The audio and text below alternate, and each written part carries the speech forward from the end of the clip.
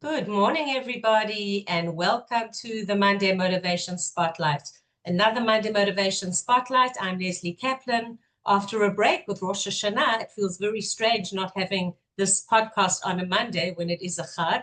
And of course, we're leading into 2 weeks of Chagim as well. So we're going to be taking a break during that time as well. For those of you that are new, this podcast was formed, it's almost 2 years ago, 1 week after October 7th. And normally when we say the word anniversary, we talk about something happy, something that we feel, celebratory. And sadly, in this case, we're not.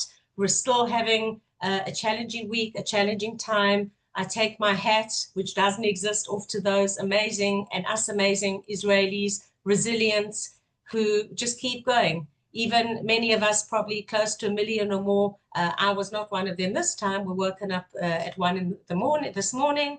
So thank you to those of you who are joining us. If you were woken up at 1 in the morning, I promise you that our guest today, who is super inspiring, she's funny, she's adventurous, she's going to wake you up if you're still feeling half asleep, not half asleep. So before I introduce her, I wanted to just say thank you, as I always do, to our sponsors, to Egan & Cohn Insurance, as well as to Lali's Flower Boutique in Jerusalem. So what do we have for you today? Our guest is the wonderful and the awesome Hilary Faverman, who I'm now going to spotlight instead of me. So Hilary, you're going to be on the screen. Oh dear. All righty. Good morning. So who is Hilary Faverman? She'll tell us more, but let's see who she is. Firstly, she's well known to many of us here.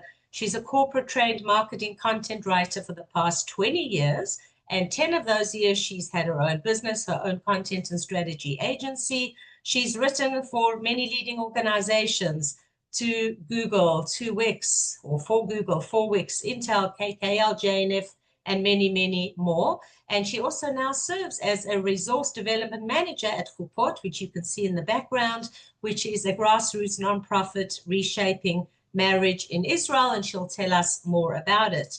And in her own words, after 21 years in living Israel, she has finally started to speak Hebrew in the last year. So, Hilary, I'm delighted to have you here. You were also one of the people focused in my recent book, Power Talks of Women Entrepreneurs. And you're humorous, you're adventurous. I always see you with a smile on your face. You have fabulous adventures to tell us, including one of them many of you may know or may not know. But almost leading up to Corona and leading up to Corona, Hilary decided, this non-official part of your bio, to take Hilary and her husband, should I add, I assume it was a joint decision, decided to take their family for 8 months around various continents of the world. And it was cut short by Corona. And I do still remember all these years ago, your adventures and trying to get back to Israel. So please share with us that, your life before Israel, your life in Israel, and anything that you'd like to share. Take it away. The floor is yours. Good morning, and thank you very much for having me on. It's really a privilege and a pleasure. I love people, always have. My whole career has gone from people over here to people over here to people over here. I like to build things. That has looked very different at different points in my career. We've been in Israel 21 years. I am not one of those people who moved to Israel because it was always my lifelong dream. I am one of those people who fell in love with a good-looking Israeli because they're so good-looking.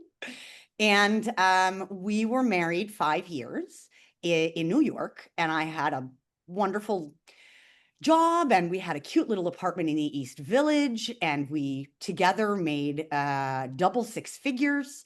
And it was fabulous. And then he came home from work one day in his high-tech job, and he said to me, "Higia zman lachzor habayta." And I didn't speak any Hebrew, so I have no idea what he said. It took about a year, and I cried a lot, and we fought a lot, and I lost. And we made Aliyah, and I was the only person on the Nefesh B'Nefesh flight to be crying, not with joy. So I cried for probably the first 5 years we were here.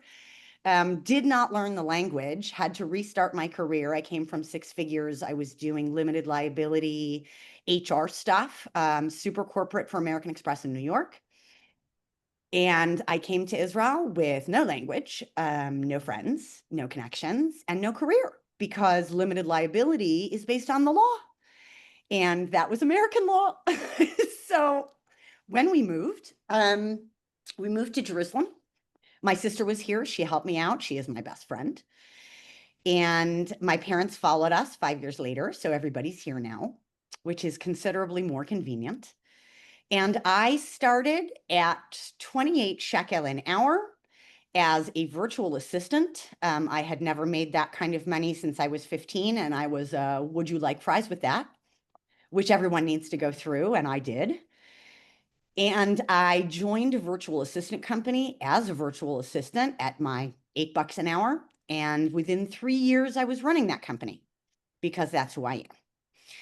3 years later, my husband sat me down, who I love and adore, and said, "You are busting your behind for this company, and you've made them so profitable, and that's fantastic. However, the two guys who are making money, you're not one of them.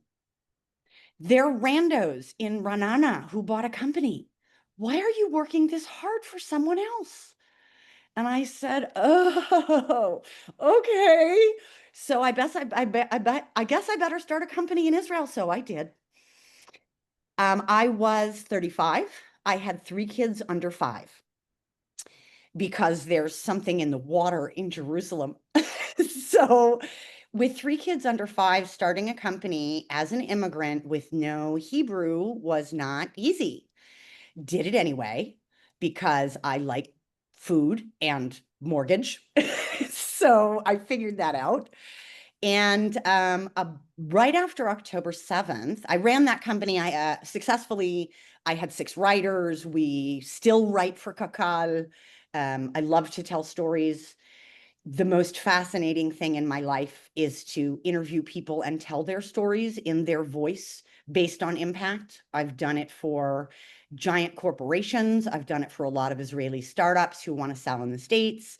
These stories are legitimately and genuinely fascinating to me. My job is to make them fascinating to other people. So when October 7th hit, I had a very difficult time going back to my business as usual. I was selling software, which was lucrative and exciting because AI had just come into the picture and there were a lot of good stories and there were a lot of people pivoting. And I sat down with my beloved husband once again and said, "I can't sell software right now. I have to contribute." And my parents are socialists, they're teachers. So I've been picketing all my life. I was standing with a picket sign in diapers. I'm no longer a Hafgana demonstration kind of a girl, nor am I make cookies for soldiers kind of a girl. I wanted to do something immediate and impactful. So I switched into nonprofit for the first time in my life. And it was a shock. What a shock. It was a shock for a million reasons, partially because it required me to get dressed and get in the car and get on a train and go to a place and talk to people who are in front of me, not on my computer screen. It was a shock for a million reasons. It's been a wonderful move for me. Ultimately, I followed a guy who looks like Vin Diesel to Israel.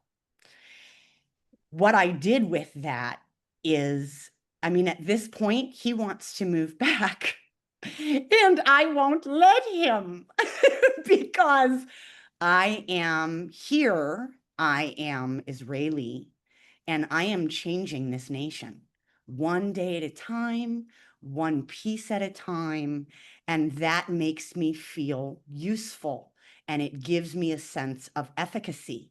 And that is what I've needed my whole career. And now I have it. Incredible, incredible. Firstly, I didn't know until this moment that your husband was actually Israeli. The name Faverman is not such an Israeli name. Not technically. His name is Eitan. His full name, although we don't publicize it, is Shmuel Shalom Eitan, which his parents Okay. call him. He made Aliyah as a child with his family at 9 from Kew Gardens, Queens. And he grew up here. So he is more or less a Yerushalmi. And as I'm sure you know, Yerushalmim b'makor, They love Yerushalayim and they want to stay there. And so when we made Aliyah, he had left after the army. He met me on, all Israelis go traveling after the army. He knew someone who knew someone who knew me. He was supposed to be on my couch 3 days. It's been 26 years. So far, he hasn't gotten off my couch. So we're doing just fine. Amazing, amazing. By the way, we actually, in some ways, have a similar but different story. When I told my story too, I mean, I also fell in love with a guy who was not going to date someone unless they wanted to move to Israel. I agreed to move to Israel without ever having stepped foot here. The first time I came was when I was engaged, yes. But now I'm one of, well, not but, I mean, this is like already many years. I've been here 35 years.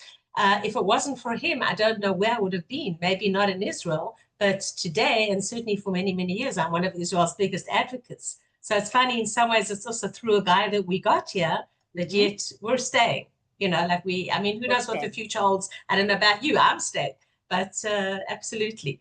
All right, share with us some more adventures. Tell us about the pre-corona and what happened then. Oh, the pre-corona, when I couldn't have imagined anything called a pandemic because I didn't know that word, and I'm a word person. We wanted to get off the wheel. We were very rat racy. He's in high tech. I ran my own business. When you run your own business, as you know, I don't have to tell you, but I probably have to tell other people if they've not done this. The more you work, the more you earn. I am not great about gvulot, about boundaries, about limits. I'm learning that in my 50s. I did not learn that in my 40s.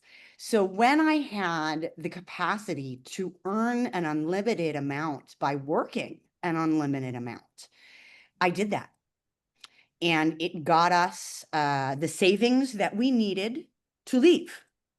Not to leave, we want to get out of Israel. Leave, we want to get off the wheel. We wanted to get out of the rat race.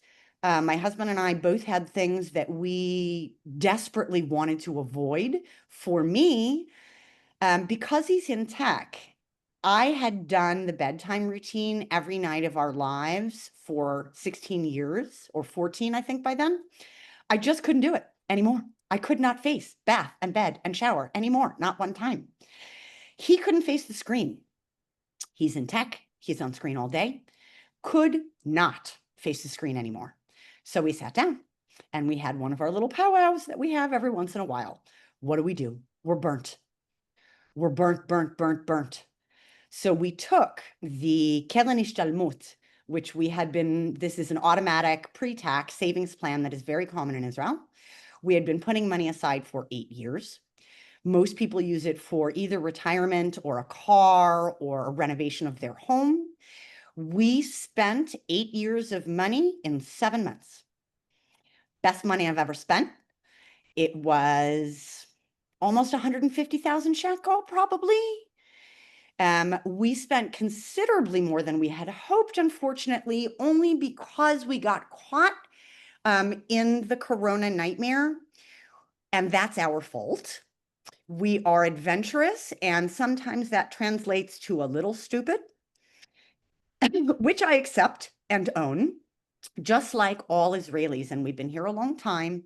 So as American and Midwestern as I am, I grew up in Milwaukee. We're very polite. I am Midwestern through and through. However, I've been in Israel a long time. I'm plenty Israeli. So is he. So when Corona came along, we were like, Katan aleinu. Of course we can handle this. This won't affect us. We will simply continue on our journey. We were in Thailand. We had just finished 3 months in India where we overstayed our visa because we did not read the small print. That cost us 16 hours in the airport, 6 missed flights, and quite a large knas, a fee that we had to pay to get out of the country. Never stay in India more than 3 months. We flew to Thailand. We did 2 months in Thailand. We heard about COVID while we were in Thailand. We saw masks, but no, we're Israeli. We can outrun, outlive, outfight, out resilient anything. So we got caught in Indonesia, which is not a place that Israelis usually go. We have American passports. We got in on our American passports. And then once we decided, about 2 weeks before Pesach in 2020, when we decided to try and get out, we started making phone calls. How do we get out? The answer was you don't. You waited too long. You are not only trapped, you are trapped in a Muslim country. You are not only trapped, you can't fly through Singapore. You can't fly through Thailand because all the routes are closed. What you can do is fly through Qatar or other Arab countries. So we took a big breath and we holed ourselves up in a villa with a pool in Bali. So stuck, is a kashuach. And we put my sister on it. My sister is my best friend. She lives in Kochav Yaakov. We look very, very different, she and I. We are not. The core of us is identical. She is what they call Chardali, which is Dati Leumi plus, very Zionist. She raises her kids non-screen, so do I. I've been called Closet Haredi for many years because of it. That's fine. I don't care about the labels. I don't fit anywhere. This is not news. I never fit in exactly in Wisconsin. I was too loud. I never fit in beautifully in New York because I am very strongly Jewish and also non-halachic observant, which is an odd combination in all places, including Jerusalem. I used to write for Gesher. This is where my heart is. As far as I'm concerned, just life-wise, we need to love each other. Everybody else hates us. Not interested in going into politics, but that is why I moved into nonprofit. That is why I do what I do today. I write for a number of nonprofits, in fact. My writing for KKL has taken quite a turn. We are turning to, for fundraising, I do a lot of fundraising writing. For KKL, it has turned from blue box and trees to help save our nation. And that's true. I've been able to write for the last 2 years about October 7th, about remembrance, about history, about connection, about culture, and about saving the country, the only one we have that we can call home. That is why I made the switch, because the stories that I need to tell at this point, because it's visceral, I have to tell stories. It's the best way I know how to communicate. For example, I didn't speak Hebrew for a very long time, a very embarrassingly, shamefully long time. I didn't speak Hebrew because, not because I didn't know the words, not because I couldn't understand, but because I had fear. I had fear of looking stupid. I had fear of being called out as a non-Israeli, so better to just shut up. The thing is, Lesley, I don't shut up very well. I know, I was going to say, and we love you for it. That's what makes you so special. Really, it does. I mean, some people see it that way, others not so much. It is a burden to carry. But I want to tell stories. And my stories, I have so many, and I have to be careful about audiences and certainly language and, my live self, which is not always so careful. For example, I showed up to this podcast yesterday morning at 8:45, and I called Lesley and I said, "Hello, good morning. Where are you?" And she said, "Honey, the program is called Monday Morning Motivation. Today is Sunday." We screw up. Okay, we screw up. However, And it's okay. We made a joke that at least you arrived a day early and not a day late, so that you were prepared. You were double prepared for today. so prepared. So this is an excellent story to explain who I am. I screw up. I judge things wrong. I might say the wrong thing because everything I say is from here, not from here. That's just how I function. Sometimes You know what the that word gets for me that is, into Hilary? trouble. It makes you Tell me, authentic. It makes you does it? authentic. That's who you are. This is who I am, and this is who I am in all places. This is who I am when I'm with a religious crowd. This is who I am when I'm with a crowd who has never heard of Torah and doesn't know what that word is. I treat everybody the same, and I expect them to treat me the same, which is sometimes not always the case. So we made it out of Bali. Ultimately, it took us 6 flights in a row. We went through 6 countries. When we went traveling, my youngest was 3 years old. He was just out of diapers. My oldest was 13. So my kids at that time were between 13 and 3, and try to take a very newly branded 4-year-old through 6 airports and ask him not to lick anything. Go ahead. It didn't work for us. Oddly, we didn't come home with COVID. None of my family has had COVID.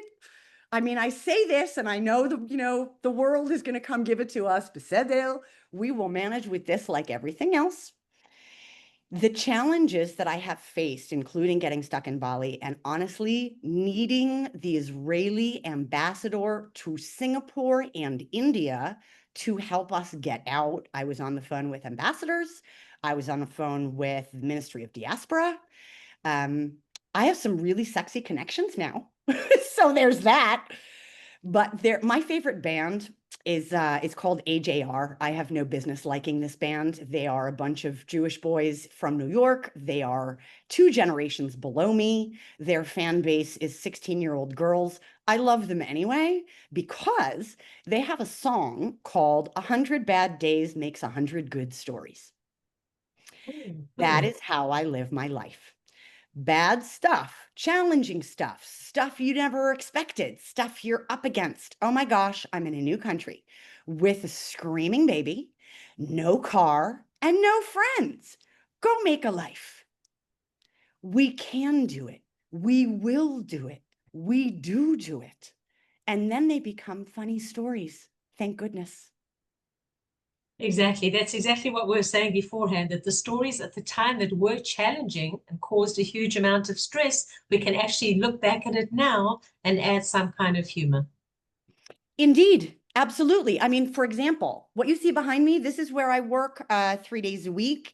It is the center of my life at the moment and has been for a year and probably will be for the next several years. I work at a small nonprofit called Chuppot. We serve the entire nation, but our office is in Jerusalem. We marry Jewish couples halachically outside of the Rabbanut. It is unique. We are the only ones who do this. We have a network of 35 Orthodox rabbis and rabbaniot, both men and women, who officiate our weddings. We know that legally a halachic wedding in this country outside the Rabbanut is not a legal wedding. We close that loop by hiring someone in Utah who is Israeli, who is on the ground, who marries our couples in Hebrew via Zoom so that they can take that certificate of marriage to Misrat HaPnim and register as legally married.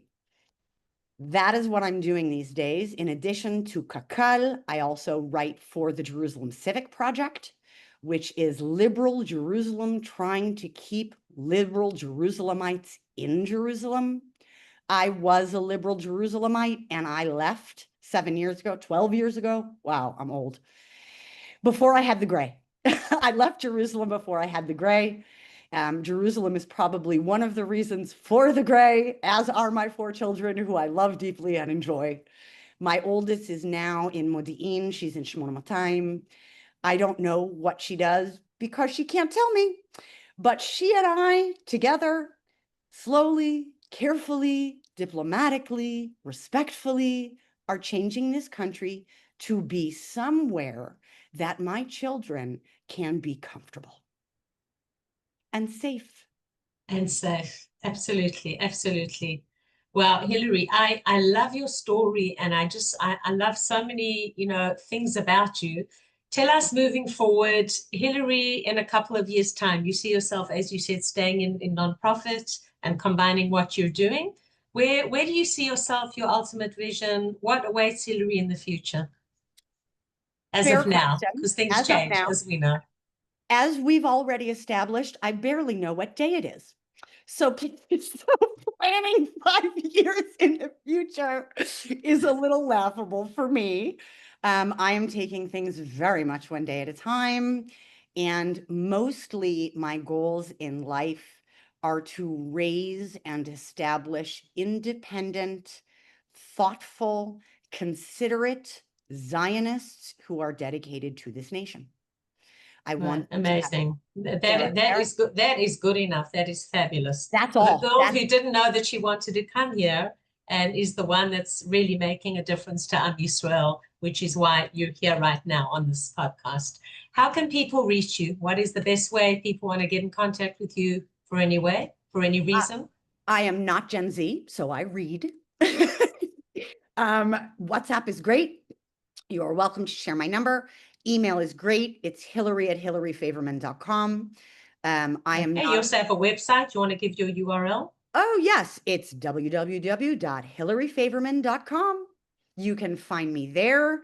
I do take writing clients. I maintain a very small team. I am writing for a yacht company at the moment. Again, got to pay a big fat mortgage. We live in a moshav. We have 2 dogs, 24 ducks, and some foxes, and they all need to be fed. So I still write for money because I enjoy shelter. However, my heart is in nonprofit and I expect it to stay there. Amazing. Incredible. Wow. So Hilary Faverman, firstly, ladies and gentlemen, I did say to you she was going to be entertaining. I did say to you she was going to be adventurous, and she's also humorous. So thank you so much for living up to all of those names. Thank you for everything you do for our special country, for our special Am Yisrael and our special Israel, and keep There's on only doing the one. amazing stuff you're doing. Sorry, Thank you say that so again. much. There's only one. We only have one country. Where am I We going? only have one, absolutely. Am Yisrael is ours. We need to look after it. And, you know, especially during this time now, these days of introspection, these days of meaning, the challenging time we're going through, we're also in a new year leading up to Yom Kippur. So this is when we need to, each and every one of us, look at ourselves, look at what we're doing, look and see if we're doing our absolute best at what we can be, not to be somebody else, but to be ourselves. So thank you for joining the Monday Motivation Spotlight. Every week, I'm Lesley Kaplan, wishing you all a Shana Tova, Gamar Chatima Tova. Thank you, as I always say, to our sponsors, Egan & Cohn Insurance, as well as to Lali's Flower Boutique. Hilary, thank you again. I love you all. Shana Tova, Gamar Chatima Tova. We will see you in 2 weeks' time. So we have a gap for the Chagim, and then don't forget to be back. It's actually a little bit more on October 20th, where we have another fabulous guest. Am Yisrael Chai. Stay safe, stay positive. Shana Tova. Shana Tova.